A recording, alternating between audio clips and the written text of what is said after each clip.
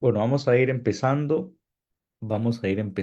porque ya son las 6:05 hora de Costa Rica. Agradecerle mucho a las personas que están por acá de nuevo. Esta es la primera charla del mes de junio. Es una charla que, bueno, va a ser bastante intensa, entonces ojalá que nos dé el tiempo para cubrir todo lo que tenemos que cubrir sobre cáncer de hígado y páncreas. Vamos a hablar en esta primera charla sobre prevención y detección temprana. Pero bueno, también tenemos una entrega especial el 24 de junio, si no me equivoco, específicamente en atención a un ensayo que acaba de publicarse en el New England Journal of Medicine, que tiene que ver con un nuevo tratamiento para cáncer de páncreas. Entonces, esta segunda entrega que tendrá que ver sobre tratamiento va a ser en el marco de un tratamiento muy revolucionario que prácticamente ya empezará a distribuirse por el mundo para cáncer de páncreas avanzado.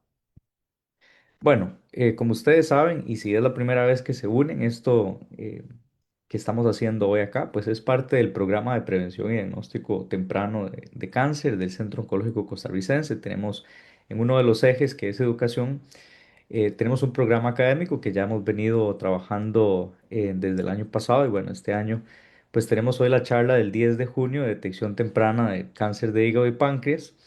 En el mes de julio vamos a estar hablando sobre cáncer de piel. El 24 de junio, como les mencionaba, es donde tendremos esta charla con énfasis en los enfoques terapéuticos de cáncer de hígado y páncreas, pero vamos a hacer como una entrega especial enfocados en este nuevo ensayo clínico que realmente es tal vez el avance más importante en oncología, por lo menos en la parte de páncreas en las últimas décadas. Pero bueno, empecemos entonces con cáncer de hígado. Vamos a hacer esta charla en dos partes, cáncer de hígado y luego cáncer de páncreas. Generalidades para algunos, cosas nuevas para otros, porque bueno, es un público muy diverso. ¿Cuáles son las funciones del hígado? Muchísimas, ¿verdad? De hecho, en la literatura se descubren cada vez más funciones y se describen que son cientos, ¿verdad? Dentro de las cosas que podríamos decir es que hay tres grandes grupos de funciones.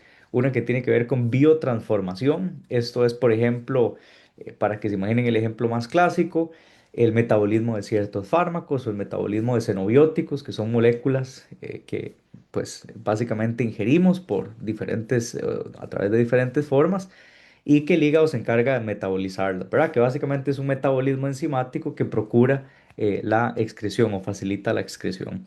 Entonces, este es un proceso importante de biotransformación, ¿verdad? En donde se transforman pues moléculas de una forma a otra y esto pues es sumamente importante para el metabolismo, para el cuerpo.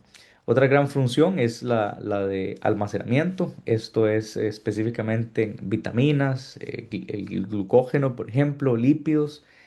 Y otra gran función, pues la de síntesis, es formar eh, factores como por ejemplo la albúmina o factores de crecimiento, la urea. Y pues esto básicamente se encargará de regular el metabolismo. O sea, el hígado es uno de los órganos, si no el órgano central del metabolismo. Y como pueden ver acá, pues tiene muchas funciones más allá de estos ejemplos que yo menciono acá. Por ejemplo, la producción de factores que son importantes para la coagulación, la producción de la bilis. em, por ejemplo, es importante para la filtración de la sangre, es importante en la regulación hormonal, porque también es clave para la bioproducción de los precursores hormonales. Y pues bueno, en general es un órgano vital para el funcionamiento del cuerpo, es un órgano vital para el metabolismo.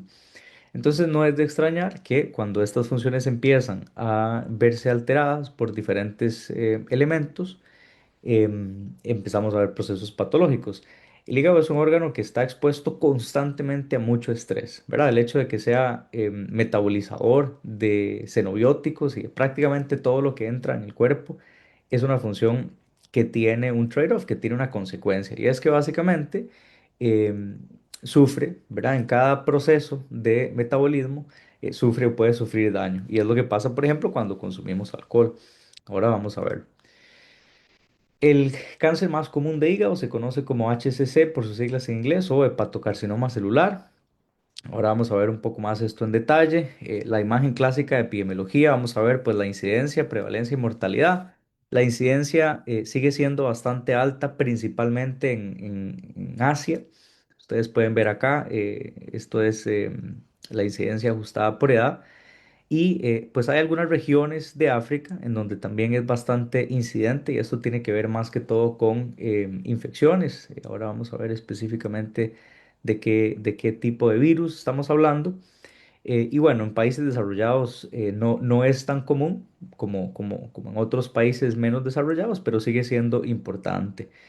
Y bueno, la mortalidad es prácticamente un espejo de la incidencia. Los países que más sufren por mortalidad son los que tienen mayor incidencia. Ahora, esto no quiere decir que la mortalidad sea superior en los países tal vez de más desarrollo. O sea, cáncer de hígado es uno de estos cánceres en donde en realidad la mortalidad es bastante alta, igual que en páncreas, como vamos a ver. La mortalidad por cáncer de hígado en Costa Rica, de hecho,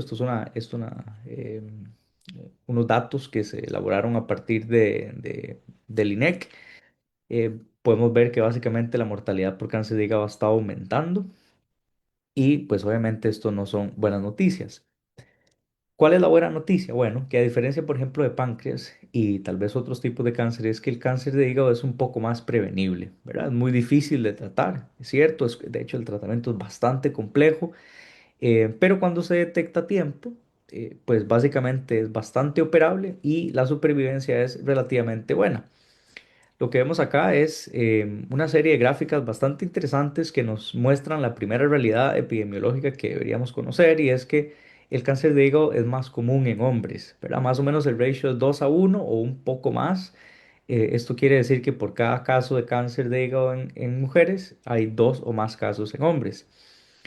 En cuanto a la incidencia y mortalidad, pues es uno de los cánceres que matan más personas en el mundo. Básicamente está en quinto lugar, muchas veces se mueve a cuarto, a quinto, pero bueno, está ahí dentro del top de cinco o seis cánceres más letales.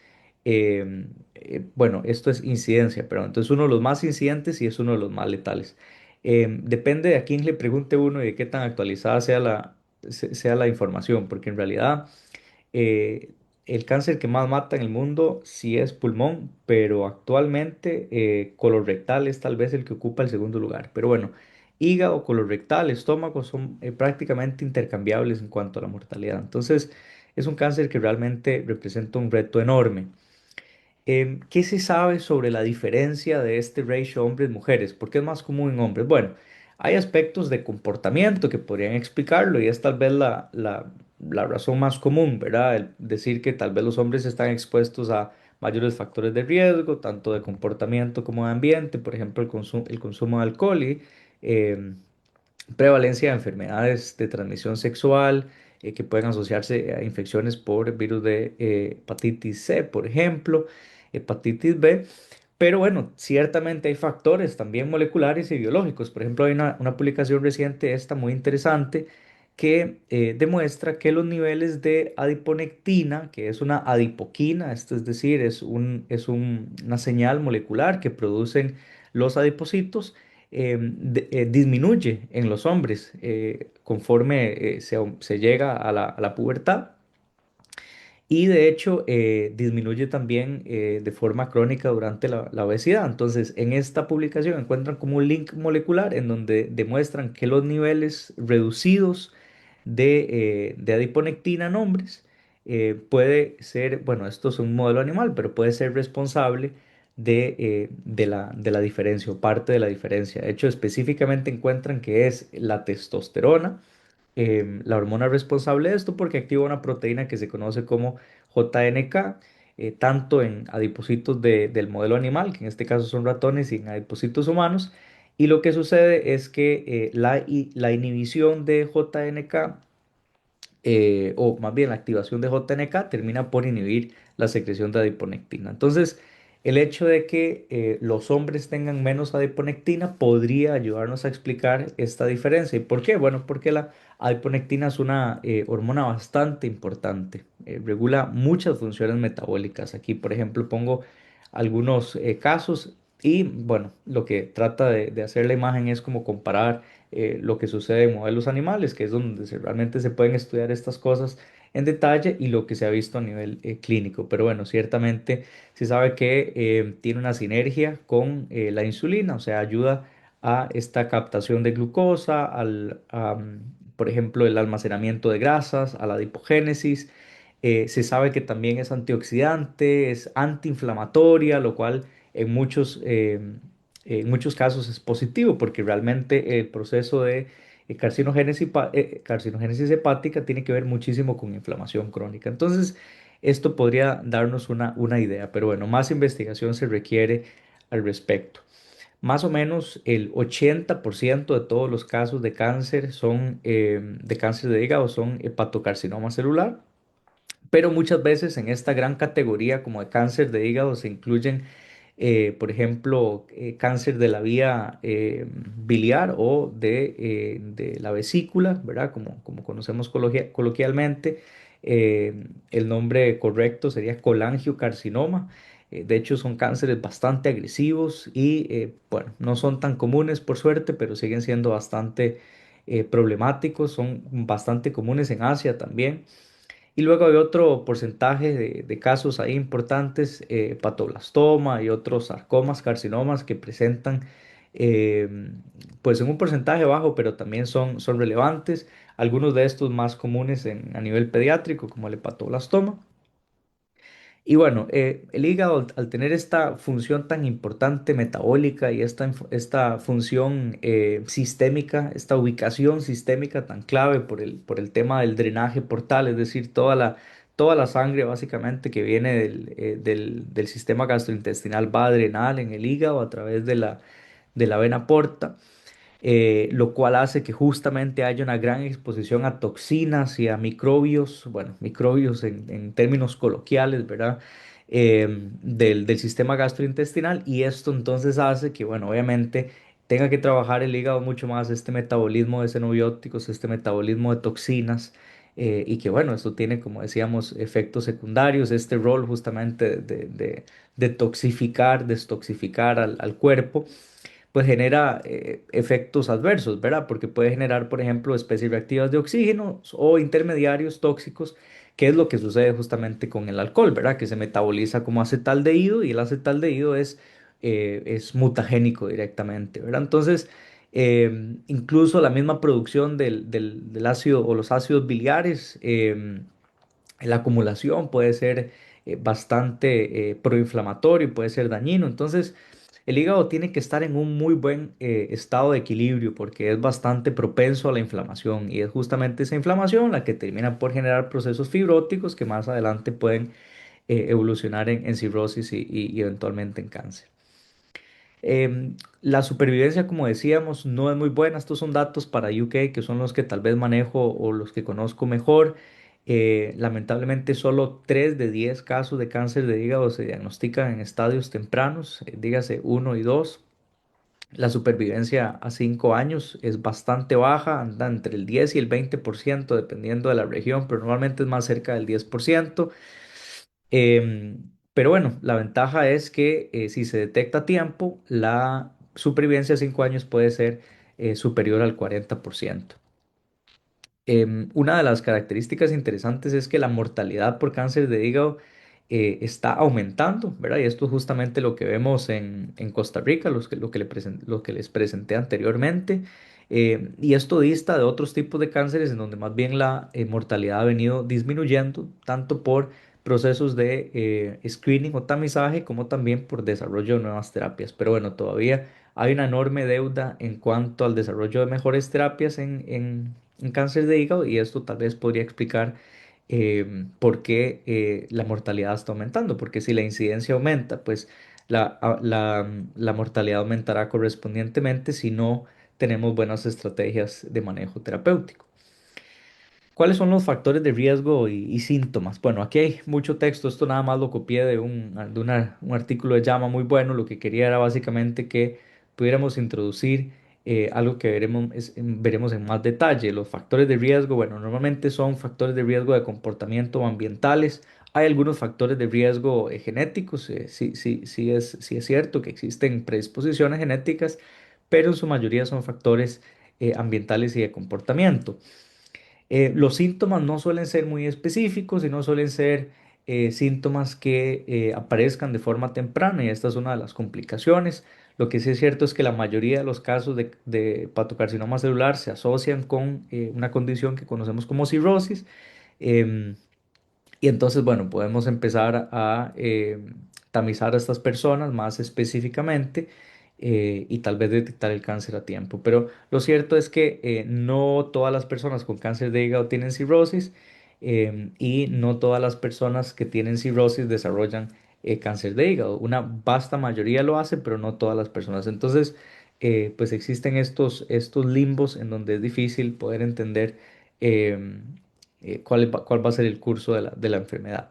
Lo cierto es que, bueno, los síntomas más comunes suelen ser dolor, sobre todo en el cuadrante superior derecho del abdomen.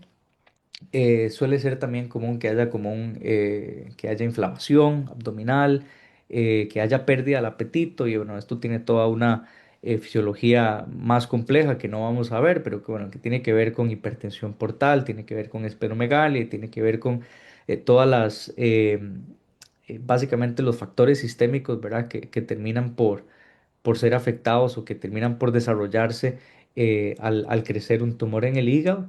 Y bueno, uno de los elementos que tal vez es más clásico es la pérdida de peso inexplicable. Esto es bastante clásico, lamentablemente, bueno, muchas veces pasa por desapercibido, pero es uno de los factores que podrían ser, ¿verdad?, de mayor alarma, tanto para hígado como para páncreas. Y luego fatiga y el proceso de ictericia, ¿verdad?, que es más, tal vez más conocido por las personas y que, bueno, no deberíamos de normalizarlo nunca y deberíamos estar siempre atentos a un proceso de ictericia, tanto en la piel como en los ojos, porque bueno, esto podría tener, de hecho es un factor o un signo, ¿verdad?, común eh, en cáncer de hígado y en páncreas. Pero bueno, lo que sucede es que muchas veces no existe un factor de riesgo claro o alguno de estos factores pasa por desapercibido o alguno de estos síntomas y entonces lamentablemente cuando se diagnostica ya es muy tarde. Bueno, vamos a ir juntando toda la información hasta ahora y veamos un poco sobre incidencia mezclado o combinado con el tema de la etiología. Es interesante ver que en cáncer de hígado no existe un solo factor de riesgo a nivel mundial. Esto varía dependiendo de la región. Por ejemplo, ustedes pueden ver que en Asia y por ejemplo Oceanía incluso el virus de la hepatitis B es más prevalente, por ejemplo, que el virus de la hepatitis C, que tal vez es más prevalente en Japón, en Norteamérica o en regiones europeas. El alcohol, por ejemplo, como etiología, es más importante en Europa, de hecho, que por ejemplo en Latinoamérica, ¿verdad? Aunque en algunas regiones de Sudamérica sigue siendo importante. Esto no quiere decir que entonces hay que descuidarnos o que hay que relajar las medidas, ¿verdad? A propósito de ciertas políticas ahí públicas que se están hablando en Costa Rica. Lo que sí es cierto es que pues hay regiones del mundo donde es un factor mucho más importante. Esto, bueno, también invita a pensar que al ser un factor cultural es modificable y entonces es mejor, dicho muy coloquialmente, no jugársela. Pero bueno, aquí lo que podemos ver entonces en esta gráfica es que dependiendo de la región, así va a ser el porcentaje, la proporción de etiología, principalmente alcohol, virus de hepatitis B, virus de hepatitis C y algunas otras como NASH por sus siglas en inglés, que bueno, ahora también ya cambió de nombre, pero es básicamente esteatohepatitis no alcohólica. ¿Qué sucede en Costa Rica? Bueno, en Costa Rica tenemos una incidencia un poco tardía en cuanto a edad, o por lo menos el diagnóstico se está haciendo en edades más avanzadas después de la quinta década, pero con un pico en la sexta década de vida. Y bueno, lo que sabemos es que la mayoría de los casos se puede asociar, por lo menos en esta corte, que eran más de 500 pacientes, se puede asociar con hepatitis B más que hepatitis C. Y bueno, ustedes pueden ver que de hecho en los hombres es más frecuente o es más frecuente ver pacientes masculinos con hepatitis B y hepatitis C similar, pero bueno, ciertamente más en hepatitis B. Lo otro es que la, el grado de avance o el estado del hígado, digamos, el estado de salud, por decirlo así, dentro de lo que cabe, em, el estado de función del hígado, se mide en una escala que se conoce como Child-Pugh. Y pues esta va de A a C, siendo A tal vez la función más conservada, ¿verdad? La función hepática mejor conservada, y C es el peor escenario. Afortunadamente, bueno, la mitad de los pacientes al menos llegan con un Child Pugh A o A, que es tal vez lo que podría ser o hacer que estos pacientes sean más candidatos a cirugía o más candidatos a trasplante, y la minoría llegan con estadios ya o con unas clasificaciones más avanzadas. Em, lo interesante es que a pesar de esto, la mortalidad sigue siendo baja. Aún así, afortunadamente ustedes recordarán que decía que iba del 10 al 20% más o menos a los 5 años. En Costa Rica es uno de esos sitios en donde está más cerca del 20. La mortalidad global a 5 años de estos pacientes fue como del 19% más o menos. Aún así es bastante baja. Entonces, pues bueno, ciertamente necesitamos o tenemos un reto enorme para ofrecer mejores estrategias terapéuticas y de diagnóstico también a estos pacientes. Y bueno, no me quiero quedar mucho aquí porque tenemos que avanzar bastante, pero es importante que en un cáncer tan complejo como el cáncer de hígado entendamos que la etiología es muy geografía dependiente. Entonces, por ejemplo, se dice que en Estados Unidos hay una combinación entre una mala alimentación, bajos niveles de actividad física, o sea, contribución de la genética. Y bueno, sobrepeso, obesidad en general son factores bastante claves y clásicos en la región norteamericana, mientras que, por ejemplo, en una región como Sudán, que es este país que está acá en el número 4, hay una gran presencia de aflatoxina. En Costa Rica también hay presencia de aflatoxina, pero bueno, en realidad el manejo de los granos en Costa Rica es bastante bueno, entonces ha disminuido muchísimo. La aflatoxina es una toxina que está o que es producida por hongos y que normalmente se encuentra en cultivos de maíz, por ejemplo, o es común también en maní. Y pues se considera un factor de riesgo bastante importante, prácticamente un tercio de muchos, en muchos países, un tercio de todos los casos de cáncer. En Sudán también obviamente hay un efecto de sinergia con hepatitis B y C, pero bueno, esto para que lo vean por ahí, si ven aflatoxina es un caso bastante interesante porque parece que la toxina genera una mutación específica en P53, que es el guardián del genoma, entonces esto claramente predispone al cáncer. Y bueno, en otros países como en Tailandia, se sabe que en Tailandia en general, en el sudeste asiático, se sabe que hay una gran predisposición a cáncer de hígado y a colangiocarcinoma por unos parásitos que es algo muy como muy local de esta región. Ahora lo vamos a ver brevemente. Pero bueno, entonces en general el mensaje que quiero que quede claro es que cuando hablamos de cáncer de hígado, hablamos de un cáncer complejo y hablamos de un cáncer que es prácticamente asociado con factores del exposoma o de la exposición ambiental, y que esto entonces va a variar dependiendo de la región. Aquí quería poner un comercial más, ¿verdad?, de salud pública que otra cosa, o hasta diría político. Vean qué interesante en esta encuesta que realizaron en el 2019, ni siquiera la mitad de los encuestados en Estados Unidos sabía que el alcohol es un factor de riesgo para el cáncer, lo cual parece muy extraño, ¿verdad? Una necedad, pero es así. Entonces hay que seguir insistiendo en esto porque pues es uno de los factores también más importantes del cáncer de hígado. En cuanto a patógenos, bueno, hay muchos tipos de patógenos, bacterias, virus, parásitos que están asociados a cáncer de hígado. Específicamente, bueno, en cáncer de hígado hablamos del virus de hepatitis B y el virus de hepatitis C, que suenan parecidos, pero son distintos en su biología molecular. El virus de hepatitis B es un virus ADN, es un virus que además se integra en el genoma del huésped. El virus de hepatitis C es ARN, no se integra. y tiene otros factores moleculares de daño, ¿verdad? Que son más inespecíficos que el del hepatitis B, que sí tiene un factor viral específico que causa diferentes mutaciones y demás.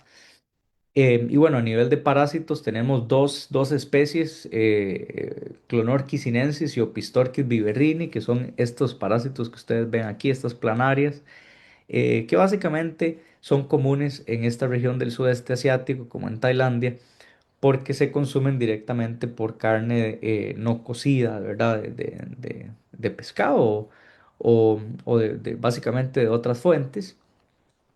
Y bueno, lo que genera es un estrés mecánico, ¿verdad? O sea, literalmente que el parásito llegue al tracto biliar, pues genera un estrés mecánico que termina por promover ciclos de reparación, ¿verdad? Ciclos de división y muchísima inflamación mediada por células, ¿verdad? Inflamación, digamos, por eosinófilos, IgE, y bueno, esto eventualmente va a llevar a procesos que terminan por generar hiperplasias, transformación maligna, y bueno, es un factor importante sobre todo para colangiocarcinoma, pero también para cáncer de hígado.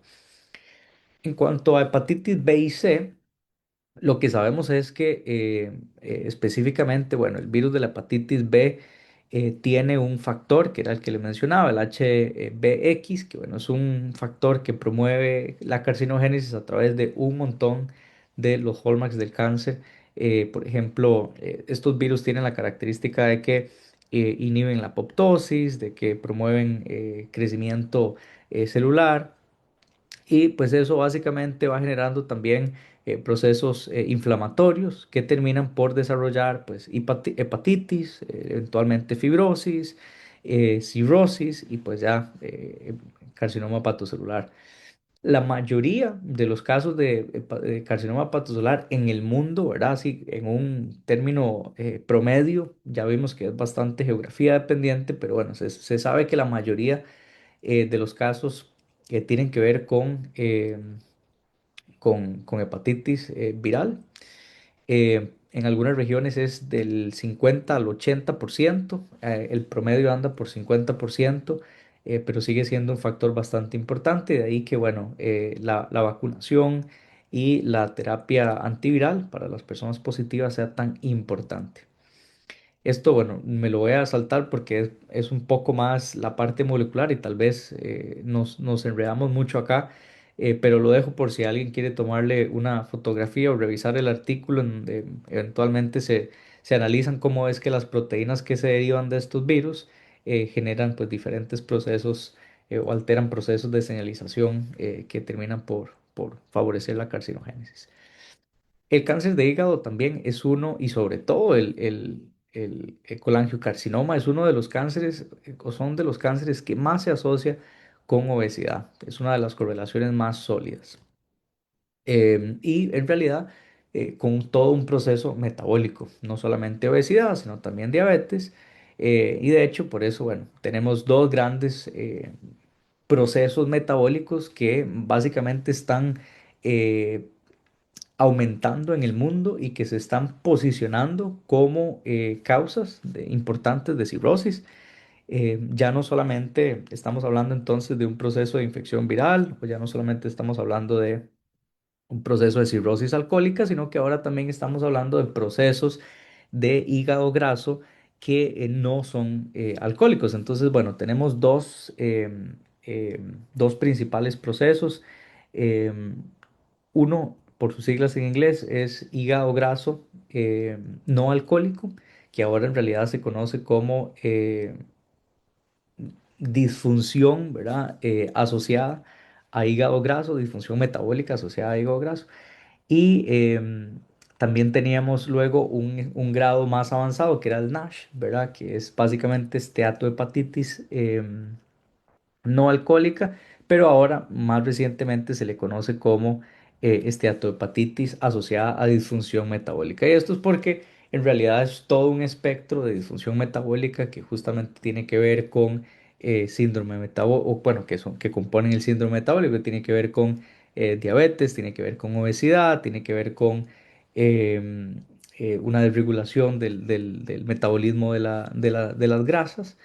Y pues básicamente en algunas regiones componen el 20% más o menos del factor de riesgo para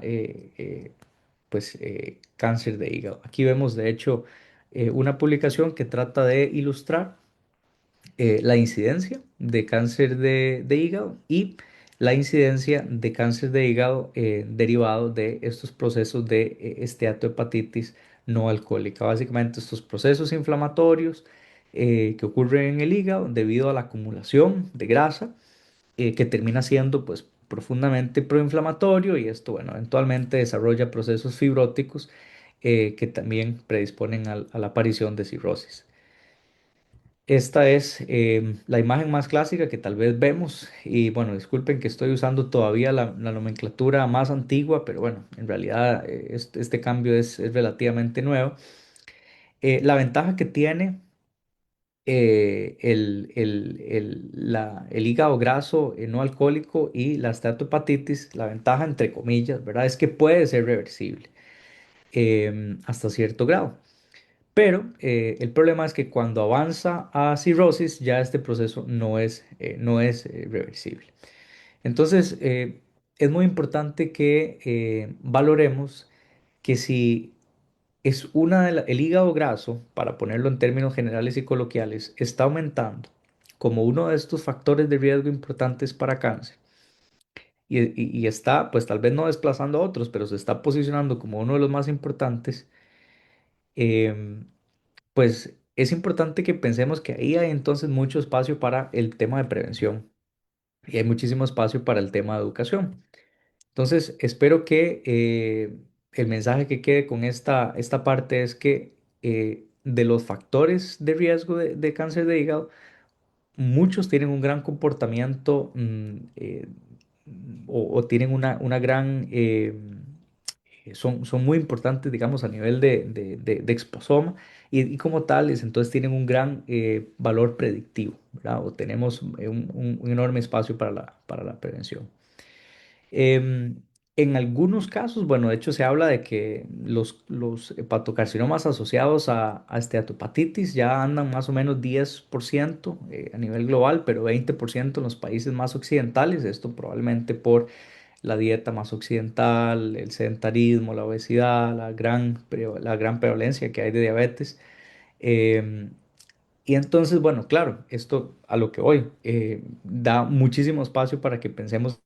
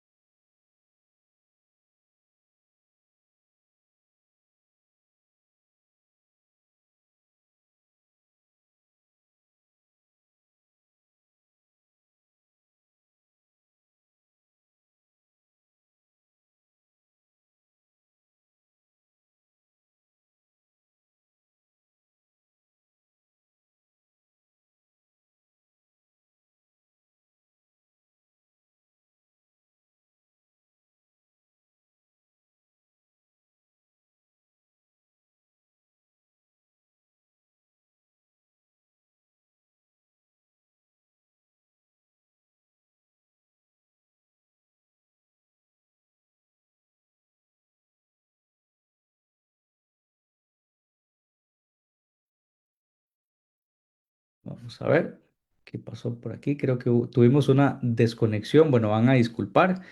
Cosas que pasan cuando estamos en vivo. Vamos a seguir. Bueno, entonces ciertamente el alcohol sigue siendo un factor bastante importante. Sí que es pues más importante en otras regiones del mundo que en las regiones, por ejemplo, de América. Pero tenemos muchísima evidencia que demuestra que las medidas que regulan el alcohol, desde las medidas taxativas, medidas que tienen que ver con la prohibición de la publicidad y demás, son muy, muy eficientes. Y de esto hay mucha literatura, si les interesa el tema, pueden contactar. El problema del alcohol es que como el hígado justamente es una de estas grandes fábricas del cuerpo que tienen que metabolizar productos de desecho y básicamente todos los xenobióticos, es que, bueno, el etanol del alcohol, ¿verdad? Que, bueno, el alcohol se llama alcohol porque en realidad contiene etanol. Esta molécula etanol es procesada en el hígado a través de una reacción enzimática con la enzima de aldehído, perdón, alcohol deshidrogenasa y se convierte en acetaldehído. El acetaldehído es un intermediario que se puede convertir en acetato. El acetato no es que sea malo, no es que sea bueno, o sea, en realidad no es mutagénico, por lo menos no como el acetaldehído. El problema es que cuando constantemente el hígado se expone al etanol, entonces va a empezar a producirse muchísimo acetaldehído. Y claro, eso tiene como consecuencia una, un proceso proinflamatorio, tiene como consecuencia la alteración del ADN, genera muchísimas mutaciones en el ADN y pues obviamente entonces estos daños van a generar pues daño hepático y eventualmente el proceso de fibrosis y de cirrosis que conocemos. Entonces, bueno, esto es lo que más o menos ocurre en la hepatitis alcohólica. Yo voy a saltarlo nada más como por entrar ya un poquito en lo del manejo y para ir saltando a la parte también de páncreas. La ventaja que tenemos con el cáncer de hígado es que, bueno, a pesar de que no se han podido dar los avances que se quisieran, ciertamente se ha mejorado el manejo y esto se demuestra en publicaciones, por ejemplo, como esta, en donde en Estados Unidos se demuestra que la probabilidad de supervivencia era muy inferior del 2006 al 2012, por ejemplo, comparado con 2013-2019. Y de hecho, si pudiéramos comparar, qué sé yo, 2020-2026, es muy probable que la supervivencia sea bastante mejor. Desafortunadamente, a los 5 años sigue estando por debajo del 40%, en algunos casos 20%, como vimos en Costa Rica, en los mejores escenarios 30-40%. Pero bueno, sigue siendo todavía un reto muy importante. Em, Esto es una clasificación, dependiendo, bueno, el estadio normalmente se hace por una nomenclatura que se conoce como Barcelona Clinic Liver Cancer, que son básicamente cuatro grupos en donde 0 A es tal vez el estadio pues, más favorable, más temprano, y D es el peor. Entonces lo que podemos ver es que si el estadio es temprano, favorable, pues en realidad la supervivencia es buena, pero después de B, básicamente la supervivencia es muy similar. Y bueno, este es el manejo justamente que normalmente se publica cada tanto de parte de la Clínica de Barcelona o de los lineamientos de la Clínica de Barcelona, que son los que básicamente estipulan cómo se maneja el cáncer de hígado. Básicamente en los estadios más tempranos, como veíamos, cero ya. ¿Por qué son tan favorables? Porque bueno, en realidad la cirugía o el trasplante son las mejores opciones o son los mejores candidatos para cirugía y para trasplante y el manejo suele ser bastante bueno. Ya cuando hay estadios más intermedios, en algunos casos pueden ser candidatos para trasplante, ya en otros casos pues son más candidatos para manejos como por ejemplo la quimioembolización transarterial o manejos sistémicos. La parte del manejo no lo vamos a ver mucho ahorita porque en realidad no es lo que nos interesa, lo veremos un poco más la próxima semana. Bueno, entonces, ¿cuáles son las recomendaciones para el screening? Yo, tal vez acá, quiero hacer una salvedad importante sobre el tema del tamizaje. El screening o el tamizaje es muy importante. El diagnóstico temprano es muy importante. Y la lógica detrás es muy valiosa. Lo estamos viendo acá. Entre más temprano diagnostiquemos los cánceres, probablemente la supervivencia sea mejor, tienen más opciones terapéuticas, también son eh, casos que son menos costosos de tratar para el sistema de salud a nivel económico, pero el campo de la prevención y el campo del tamizaje ha tomado por lo menos 30 a 40 años de evidencia sostenida y no nace de la noche a la mañana. ¿Por qué digo esto? Porque, bueno, actualmente existen tecnologías que son prometedoras, que prometen diagnosticar casos de cánceres, incluso 10 casos o 20, ¿verdad? Tipos de cánceres diferentes en una sola prueba. Y por promisorio que esto sea, por interesantes que sean los datos, aún no existe evidencia contundente, no existe ningún ensayo que demuestre un ensayo aleatorizado en una población absolutamente eh, adecuada para este ensayo. Estamos hablando de 100.000, 150.000, 200.000 personas seguidas por 5 o 10 años por lo menos. No hay ningún ensayo que demuestre que esto funciona. Y de hecho, muchas estrategias de tamizaje en el tiempo, lamentablemente, demostraron que hacían más daño que bien. Por ejemplo, en el neuroblastoma, ustedes lo pueden buscar, y muchas veces el screening lleva a sobrediagnósticos, como ocurre en el caso de tiroides. ¿Qué es esto? Bueno, básicamente, porque un cáncer se deje ver, porque un cáncer se pueda detectar, porque tengamos tecnología para detectar un cáncer, no quiere decir que hay que tratar ese cáncer. De hecho, la incidencia de cáncer de tiroides aumentó exponencialmente, mientras que la mortalidad no se ha movido. Y no solamente en tumores que podríamos pensar que son así, tan benignos, ¿verdad?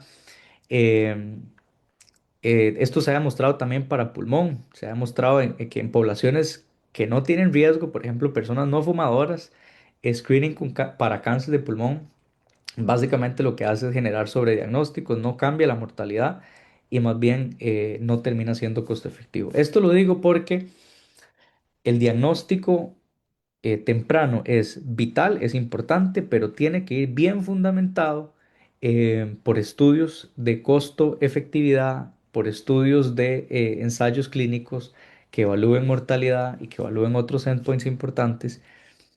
Y entonces, en cáncer de hígado, no, o para cáncer de hígado, no se recomienda screening poblacional. O sea, no se recomienda que todo mundo, después de tal edad, vaya y se haga un ultrasonido. em, sí se recomienda para otros grupos. Entonces ahí es donde hablamos o entramos a los niveles de prevención. Los niveles de prevención pueden ser para toda la población, en donde, claro, ahí sí estamos hablando de estrategias de educación, en donde vamos a tratar de implementar políticas públicas que favorezcan mejores estilos de vida en la población, que favorezcan educación o estrategias de educación para que las personas conozcan que el alcohol, los virus de hepatitis B y C, que conozcan que, por ejemplo, la enfermedad, la esteatohepatitis, los factores de riesgo, las comorbilidades asociadas como diabetes, como por ejemplo, eh, qué sé yo, obesidad, son importantes. Todas estas estrategias a nivel poblacional de educación, estas estrategias de amortiguación son importantes. Luego hay otras estrategias de prevención primaria, como por ejemplo la vacunación contra el virus de la hepatitis B, en donde yo quiero evitar que a esta persona le dé cáncer, o si ya hay, por ejemplo, una infección por virus de hepatitis C, terapia antiviral para mantener al mínimo esa carga viral. O sea, yo en esta prevención primaria quiero evitar que en esta población de riesgo o en esta población general no aparezca el cáncer. Y pues si ya aparece el cáncer, o si yo sé que esta población tiene factores de riesgo importantes, pues entonces yo quiero detectarlo lo más temprano que se pueda. Entonces ahí es donde la recomendación para screening es muy importante en individuos con factores de riesgo claves, especialmente cirrosis. Normalmente lo que se recomienda es que en estas personas, eh, específicamente con cirrosis, haya un screening cada 6 meses. Y esto a través de ultrasonido con o sin o el análisis de la alfa-fetoproteína. La alfa-fetoproteína es un marcador que circula en sangre, que se libera por el hígado, pero en realidad no es totalmente específico, ¿verdad? Muchas veces puede estar elevado y no hay un proceso de cáncer, o puede haber un proceso de cáncer y no estar elevado. Entonces, en general, lo más importante tal vez es el estudio de imágenes, pero bueno, la alfa-fetoproteína puede ser complementaria. Entonces, ultrasonidos cada 6 meses, con o sin alfa-fetoproteína. Si no hay lesión, pues se siguen haciendo ultrasonidos cada 6 meses. Si hay una lesión que es más grande que 1 centímetro, entonces se necesita hacer estudios de imágenes más complejos, como resonancias, para poder analizar o estudiar el caso. Si la lesión es más pequeña de 1 centímetro, entonces se puede repetir ese ultrasonido a los 3 o a los 6 meses para ver cuál es la evolución de esa lesión y pues dependiendo hacer un estudio más exhaustivo de imágenes o pues seguir con el screening usual. ¿Esto tiene sentido? Sí, a nivel biológico tiene sentido porque sabemos que el, el, el TVDT, el Tumor Volume Doubling Time, o sea, el volumen, eh, la duplicación del volumen tumoral, o sea, que un tumor pase de un tamaño al doble, más o menos ocurre, de acuerdo a este metaanálisis, cada 5 meses. Entonces esa ventana de 6 meses cubre perfectamente. Em, y es por eso que esta recomendación de screening en poblaciones de alto riesgo, ¿verdad? No solamente cirrosis, también, por ejemplo, sabemos que en poblaciones que tienen infección crónica con hepatitis B o que hay unos procesos de fibrosis avanzada precisamente por esteatopatitis no alcohólica, se recomienda este screening que mencioné cada 6 meses.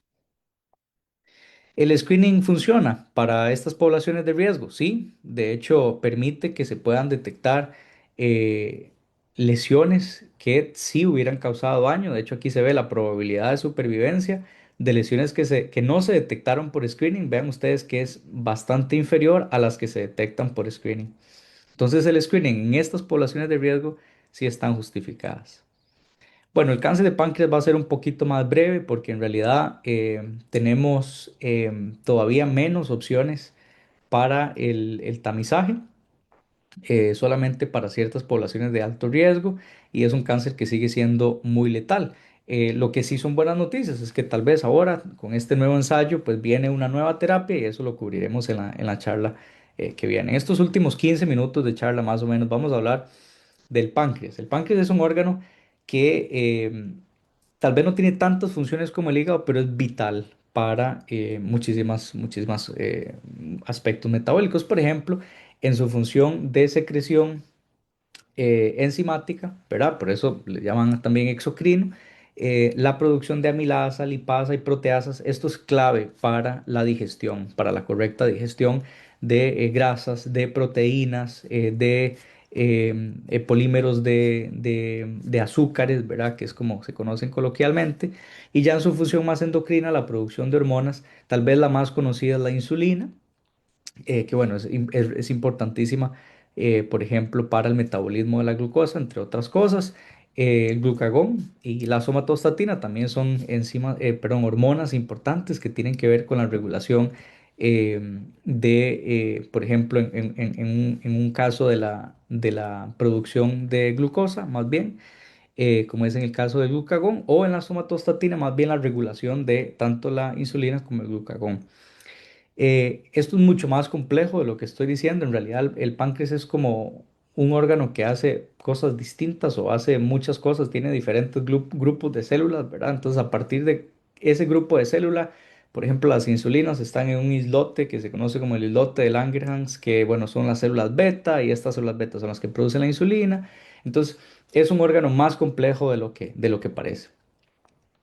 El cáncer de páncreas es un cáncer que afecta principalmente países desarrollados. Es un cáncer de países desarrollados. Em, por supuesto que está presente en todo el mundo, pero la incidencia más importante aquí, lo que se puede ver es incidencia y mortalidad. Por alguna razón en Groenlandia la mortalidad y la incidencia es altísima. Eso la verdad es que no sé por qué, sería interesante, pero bueno, ustedes pueden ver que en Europa, en Oceanía, en Estados Unidos, es donde tal vez la incidencia y la mortalidad es más alta. Normalmente la década de diagnóstico pico, también como en cáncer hepático, es la sexta década de vida. Y de los factores de riesgo, bueno, algunos son compartidos, como por ejemplo la obesidad. em, los hombres también tienen más predisposición a cáncer de páncreas. Por ejemplo, el consumo de alcohol, el fumado, la diabetes. factores de riesgo, por ejemplo, hereditarios o historia familiar, infecciones previas o pancreatitis crónica, todos son factores de riesgo bien conocidos. Em, pero bueno, el problema que también tiene el cáncer de páncreas, similar al de hígado, es que muchos de los signos y síntomas son poco específicos y normalmente aparecen tardíos, ¿verdad? De forma tardía. Algunos de los signos clásicos, por ejemplo, la ictericia, hay también una sensación de llenura o indigestión. En las heces normalmente hay una apariencia como amarillenta. También hay un elemento clásico y que cada vez se estudia más es lo que se conoce como New Onset Diabetes, que ya lo vamos a ver, diabetes de nuevo. Y dentro de los síntomas clásicos, ¿verdad? Bueno, por ejemplo, disconfort de la parte abdominal o un dolor de la espalda baja, como coloquialmente se dice, pérdida del apetito, fatiga y también es muy claro o muy clásico la pérdida de peso inexplicable. De hecho, la ubicación del tumor determina mucho la sintomatología del paciente, que es básicamente lo que nos muestra esta imagen de acá, ¿verdad? Porque, bueno, el páncreas se divide en cabeza, cuello y cola. Y bueno, los cánceres de cabeza, que de hecho son los más comunes, más o menos que entre 60 y 80%, depende de la región, son los que o los que cursan con ictericia, los que cursan con pérdida de peso, y bueno, los que tienen ya esteatorrea, colangitis. Mientras que los de cuello y cola son un poquito menos específicos, más como un dolor de espalda, un dolor epigástrico, y en realidad son más difíciles de detectar. Bueno, a nivel molecular sabemos que hay diferentes alteraciones que ocurren. ¿Por qué esto es importante? Porque, bueno, en cáncer de hígado no se tiene tan bien mapeado las alteraciones que ocurren. Y las que se tienen muy bien mapeadas no son drogables, o sea, no son algo que podamos buscar alguna terapia. En cáncer de páncreas, sin embargo, vean ustedes que KRAS es una de las alteraciones más frecuentes y es justamente el target o la diana de esta nueva terapia que se llama Daraxonrasib. Cada vez los nombres se ponen más complicados. Bueno, esta terapia es un inhibidor de KRAS y eso se los adelanto para la próxima charla del 24. Por eso es que es tan importante que sepamos cuáles son los drivers moleculares, porque esto puede abrir puertas a las terapias. Bueno, el manejo del cáncer de páncreas en realidad es relativamente simple por una razón que es bastante triste y es que normalmente aparece de forma tardía. Los que sí son operables, ¿verdad? Los estadios más tempranos que son operables, normalmente, pues bueno, tienen una supervivencia más alta, pero estos no suelen ser la mayoría, ¿verdad?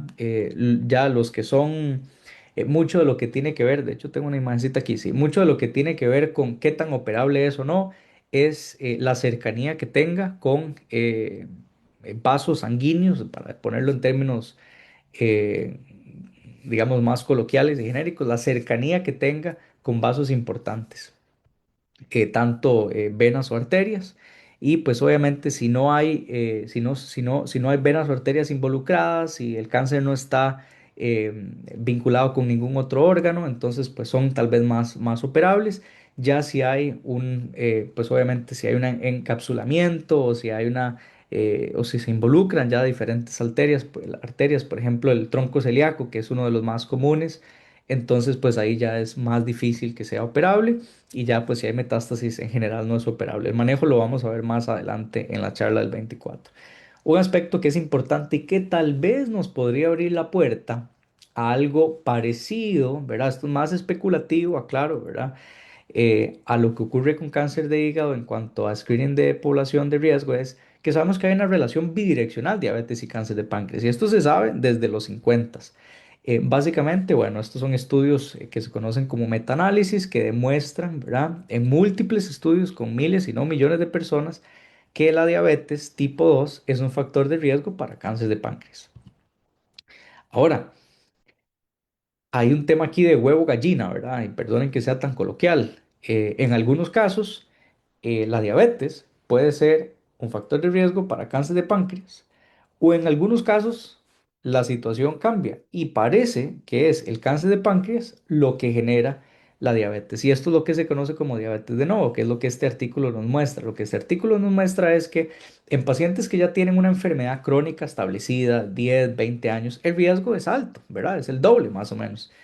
Pero en pacientes donde hubo una diabetes de nuevo, o sea, que apareció de pronto, el riesgo es el doble del riesgo de las personas que tienen diabetes tipo 2 crónica establecida.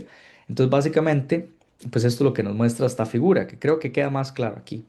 Hay un estudio muy bonito, este estudio demuestra que más o menos, un año antes del diagnóstico de cáncer de páncreas, pasan dos cosas: pérdida de peso y aumento de hemoglobina glicosilada. Esto también es real o se mantiene cuando lo que se analiza es eh, glucosa en ayunas. Entonces, esto podría abrirnos una ventana para pensar que en personas con ciertos factores de riesgo, eh, dos elementos tan sencillos y baratos como es determinar el índice de masa corporal y la hemoglobina glicosilada, la glucosa en ayunas, podría ayudarnos a identificar el cáncer de forma más temprana. Tal vez la publicación más sólida del Mayo Clinic es esta, que siguió por un periodo de tiempo a casos y controles, más de 200 casos, más de 400 controles. Y básicamente se empieza a ver que en las personas que eventualmente van a desarrollar cáncer de páncreas aparece una hiperglicemia más o menos unos 36 meses antes del diagnóstico. Y ya un año antes, como mostraba la publicación anterior, ya hay diabetes, ¿verdad? O sea, estamos hablando de que estos son procesos de eh, 1, 2, 3 años, ¿verdad? Esto es lo que se conoce como una diabetes de nuevo. No son estos procesos clásicos, ¿verdad? Que tiene mi tía Flor de una diabetes de tipo 2, ¿verdad? De un desarrollo de 20 años, ¿verdad? Y que, bueno, fue creciendo gradualmente. Entonces, esto podría abrir ventanas para el screening. ¿Por qué es una buena idea? ¿O por qué podría ser una buena idea? Bueno, porque esa publicación justamente demuestra que y aquí específicamente lo que se mide es glucosa en ayunas.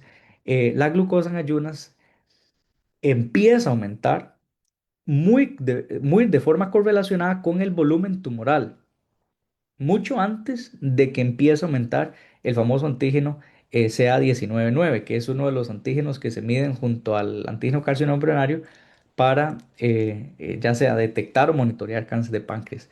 Entonces, ¿por qué? De nuevo, lo voy a explicar. ¿Por qué es que la diabetes de nuevo podría ser una manera de detectar cáncer de páncreas más temprano? Porque conforme aumenta el volumen del tumor, o sea, conforme el tumor va creciendo, la glucosa en ayunas empieza a aumentar mucho antes de que, por ejemplo, un marcador tumoral como el CA19-9 empiece a aumentar, que es lo que nos muestra esta publicación. Entonces, bueno, eso podría ser buenas noticias. Tal vez no para el screening poblacional general, pero para personas con factores de riesgo, que es en donde actualmente se recomienda el screening de cáncer de páncreas. Y bueno, es una población bastante restringida porque más o menos es el 10% de todos los casos de cáncer de páncreas. PDAC es, por sus siglas en inglés, Pancreatic Ductal Adenocarcinoma o adenocarcinoma ductal pancreático, que básicamente pues es el más común, ¿verdad? De los cánceres de páncreas. Y bueno, más o menos un 10%, un poquito más, se debe a individuos que tienen casos de cáncer de páncreas familiar, ¿verdad? Y se sabe que hay una variante o una mutación, ¿verdad? Como se conoce popularmente, genes de efecto mayor, por ejemplo, CDKN2A, BRCA2, PALB2, que tal vez son como las más comunes en el mundo, probablemente en Costa Rica.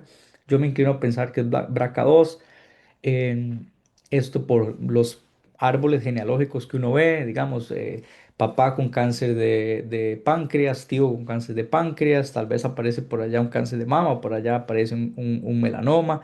Entonces va uno pensando, bueno, CDK o BRCA2. Pero en Costa Rica normalmente las pacientes con cáncer de mama con mutaciones en línea germinal no suelen ser BRCA1 sino BRCA2. Entonces yo especulo que en Costa Rica al menos BRCA2 debe ser la mutación más importante. Bueno, ¿por qué podría ser una buena idea también usar estrategias de screening con cáncer de páncreas? porque hay una cierta correlación entre el tumor volume doubling time o el volumen, ¿verdad? O el tiempo de duplicación de volumen tumoral.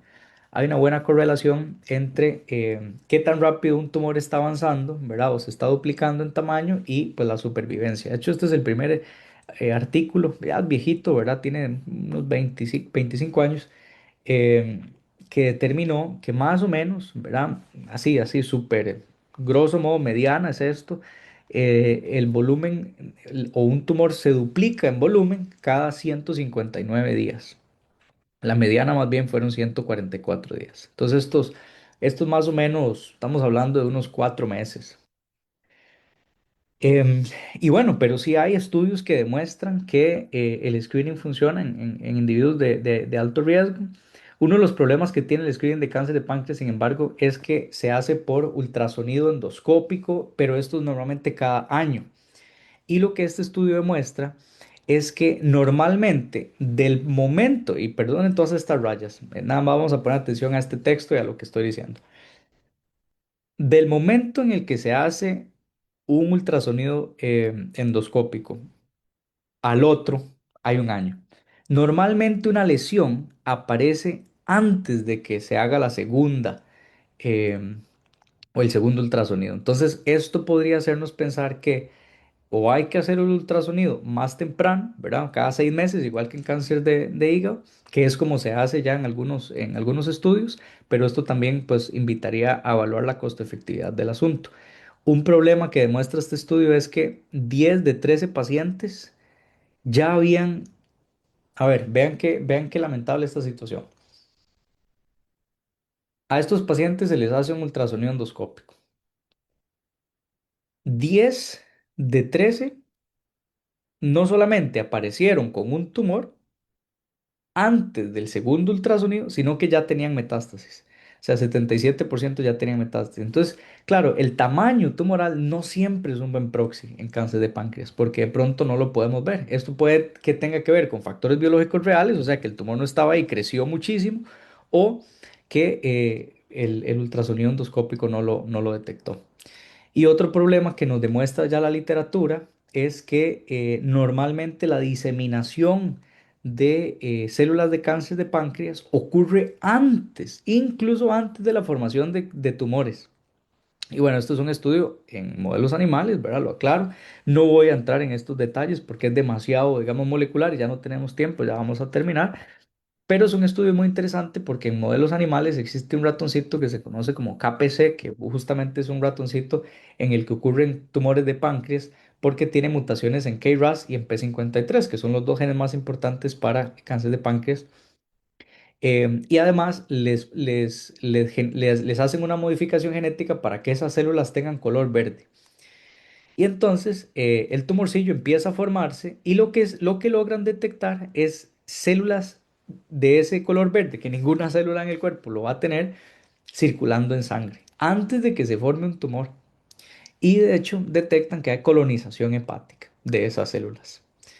Entonces, bueno, esto sugiere que posiblemente en humanos ocurra lo mismo, que antes de que haya un tumor clínicamente detectable ya ha ocurrido metástasis. Entonces, el estadiaje muchas veces nos engaña. Sin embargo, este estudio es más esperanzador, porque en este estudio básicamente hacen em, un proceso de screening al año o cada 6 meses, no en todos los pacientes se hizo cada 6 meses. Lo cierto es que se demostró que en los pacientes que no tienen screening, el diagnóstico en estadios más avanzados es más común, mientras que en los pacientes con screening, el diagnóstico en estadios tempranos es más común. Y estos son los pacientes que normalmente son operables. Y de hecho esto se demostró en la supervivencia general. Ustedes pueden ver que en los pacientes en los que se hace vigilancia o se hace screening, la supervivencia es superior. De nuevo, esto es en poblaciones de riesgo, ¿verdad? O sea, que tienen una mutación que se sabe que pues, es heredada y entonces confiere riesgo a cáncer de páncreas. Esto no es para población general. En este estudio sí incluyen personas que tienen historia familiar importante. Normalmente estos son tres familiares, first degree relatives, se llama en inglés, o familiares de primer grado. Pero bueno, en algunos casos, ya por ejemplo, esta publicación acá sugiere que, vamos a ver, esta publicación, por ejemplo, sugiere que el screening es efectivo en individuos que tienen mutaciones, pero no en familias en donde no hay una mutación conocida o establecida. Y bueno, estos son más publicaciones recientes, esta en JAMA Oncology, que demuestra que sí, que en efecto en individuos de alto riesgo el screening salva vidas. Y entonces, bueno, esta es la evidencia de las que le hablaba, que podemos confiar, porque son estudios de muchísimos años, son estudios muy sólidos que no tienen un interés económico, sino que definitivamente son estrategias de salud pública importantes. Y bueno, con eso termino. Realmente se cumplió lo de la hora, porque empezamos un poquito más tarde y bueno, tuvimos ahí un desperfecto con las comunicaciones, pero muy contento de ver que tenemos muchas personas hoy. Quisiera también pues dedicar a algunas personas, perdón, dedicarle tiempo a algunas personas que tal vez tengan preguntas. Qué buena pregunta, doña Desiree, que nos dice, ¿qué tiene que ver el cáncer de páncreas con países más desarrollados? Bueno, esta pregunta se puede responder desde muchas aristas. Para empezar, puede ser sencillamente que en países desarrollados se detecte más, o sea, que sean mejores para detectarlo, porque los sistemas de salud no tienen tanto subregistro, porque hay mejores sistemas justamente que permiten la detección. Entonces, claro, se va a ver que la incidencia es más alta, o porque tienen una incidencia genuinamente más alta debido a que hay factores de riesgo más prevalentes, como por ejemplo obesidad, por ejemplo diabetes, por ejemplo eh, qué sé yo, mala alimentación. Y bueno, esto sí que va a contribuir, ¿verdad? Va a ser aditivo, fumado, alcoholismo, porque no crean que el alcoholismo tiene solamente que ver con cáncer de hígado. Aquí no lo mencioné mucho, pero en realidad el alcoholismo tiene que ver muchísimo con cáncer de páncreas también. Entonces, ciertamente va por ese lado. Puede ser que sencillamente haya muchísimo más diagnóstico porque hay más capacidad instalada, pero también porque hay más prevalencia de factores de riesgo. Luego nos pregunta Ana Victoria que, bueno, tiene más de 20 años de padecer inflamación de hígado, que tuvo pancreatitis y que es prediabética y que está haciendo cambios en alimentación y demás, que tiene antecedentes de cáncer.